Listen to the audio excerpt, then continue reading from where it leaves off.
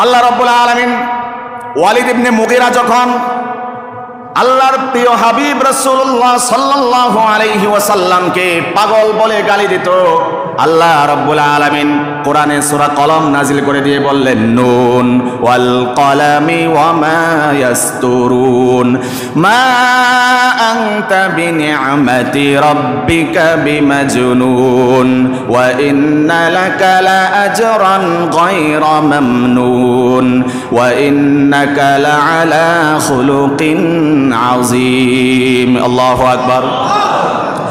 যখন ওয়ালিদ ইবনে মুগীরা নবীর শানে বেয়াদবি করলো, নবীকে নিয়ে গালবন্ধ করলো, কটূক্তি করলো, বরাবরের মতোই আল্লাহ রাব্বুল আলামিন প্রতিবাদের অনলে জ্বলে উঠলেন, আয়াত নাজিল করে দিলেন কসম করে।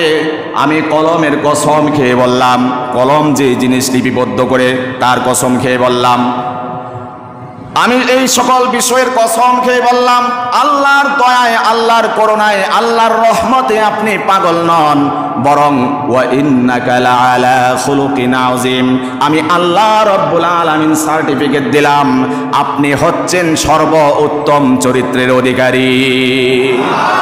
আল্লাহ সার্টিফিকেট দিলেন। ইয়া রাসূলুল্লাহ, ঘাবড়ানোর কারণ নাই, মন ভাঙার কারণ নাই, হয়রানির কারণ নাই, পেরেশানির কারণ নাই, কষ্ট নেওয়ার কারণ নাই।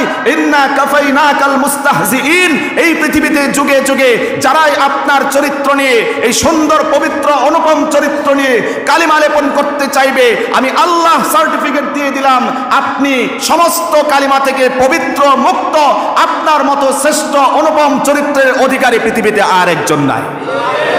বিআইয়িকুমুল মাফতুন, সময় বলে দেবে কে চরিত্রবান কে চরিত্রহীন। আল্লাহ বলে দিলেন বিআইয়িকুমুল মাফতুন। এরপরে আল্লাহ রাব্বুল আলামিন ধারাবাহিকভাবে 9টির মতো ওই ওয়ালিদ ইবনে মুগীরার খারাপ গুণ তুলে ধরলেন। আল্লাহু আকবার। কারণ নবীর গায়ে আক্রমণ করা হয়েছে, নবীর চরিত্রে আঘাত করা হয়েছে। আল্লাহকে সহ্য করতে পারেন নাকি? আল্লাহ সহ্য করতে পারেননি। এক ধাঁচে, ধাপে ধাপে, স্টেপ বাই স্টেপ তার 9টি কুচরিত্র জাতির সামনে উন্মোচন করে দিয়েছেন। সুবহানাল্লাহ। সর্বশেষ চরিত্র হচ্ছে উতুল্লিম বাদা যালিকা জানিম। ইয়া রাসূলুল্লাহ, আপনাকে যে গালমন্দ করলো না, যেই পাগলটা আপনাকে পাগল বলল না, ওর সম্পর্কে আপনি জানেন ওর তো এই খারাপ গুণগুলো আছে বটেই, সাথে সাথে ও একজন পিতৃ পরিচয়হীন জারজ অবৈধ সন্তান। যখন এই বিষয়টি তার সামনে তেলাওয়াত করা হলো, ওয়ালিদ ইবনে মুগীরা চলে গেল মায়ের কাছে, যেহেতু মা ছাড়া এই বিষয়টি আর কারো জানার কথা নয়।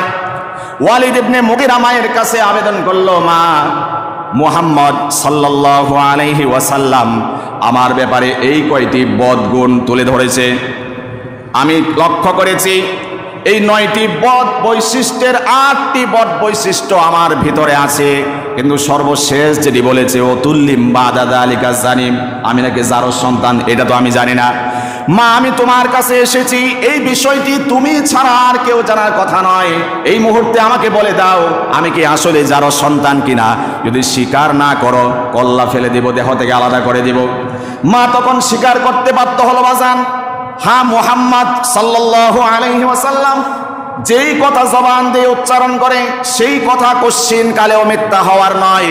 তিনি জবান দিয়ে যা উচ্চারণ করেন সবই সত্য।